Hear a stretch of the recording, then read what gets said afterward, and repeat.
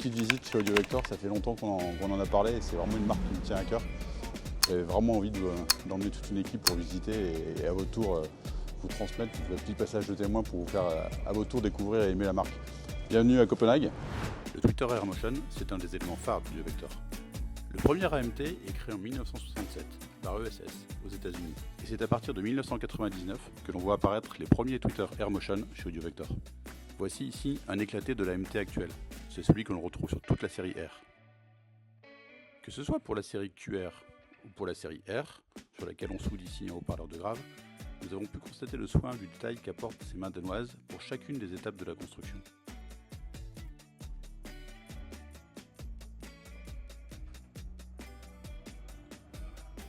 Notre visite se poursuit et nous passons au moment phare de notre séjour, la découverte en avant-première de la nouvelle enceinte, la R5 Arreté, présentée par Ole lui-même.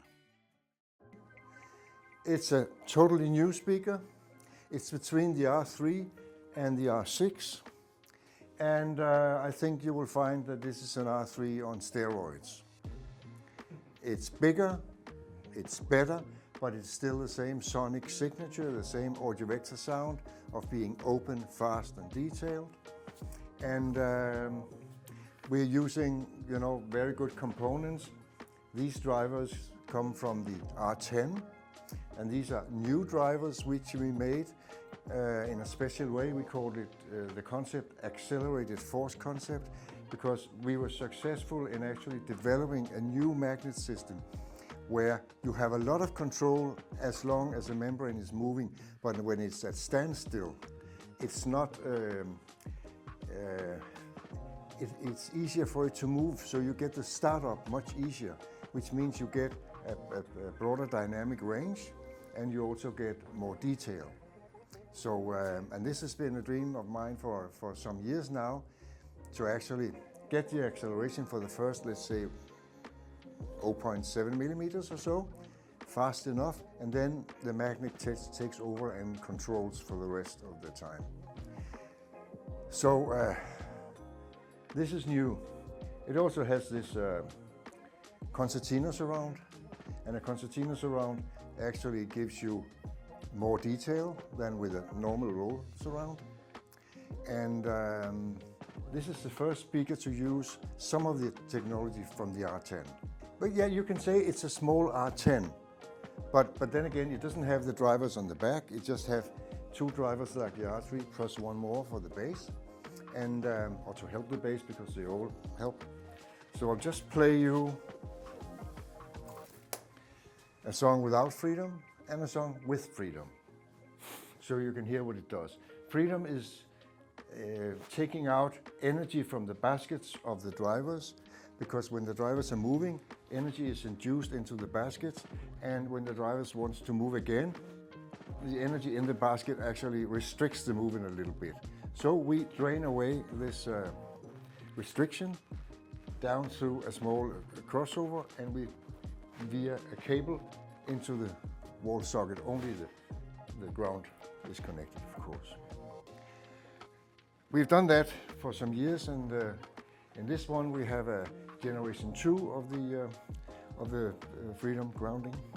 Filtered Freedom coupling is unique to the R series.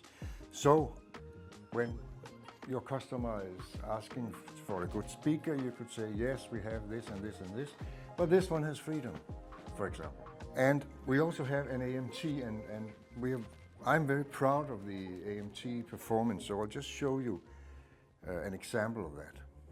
I can hear everything going on in the middle. I can hear if there's something going on the left side of the left speaker also. And this is not typical for high-end. For normal high-end, you need to sit in the chair and you need to hold your head steady, and there it is.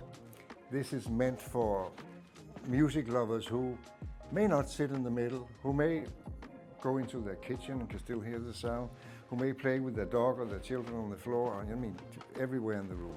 The first time we put a grid on an AMT was with the QR series, where we put the grid in the front of the magnet plate, where it works well, and it works like an S stop, like, if you have two pronounced S's in a recording, it takes the top of the S. when we made these ones, and the ones before I think also, we put the grid on the other side of the magnet plate, because then it works more efficiently.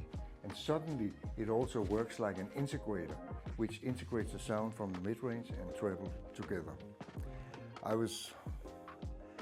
didn't know that when I started doing it, but there is some research from Audio Engineering Society on the masks of the grid, the thickness of the grid, and somebody researched that and wrote an article with 200 formulas and everything.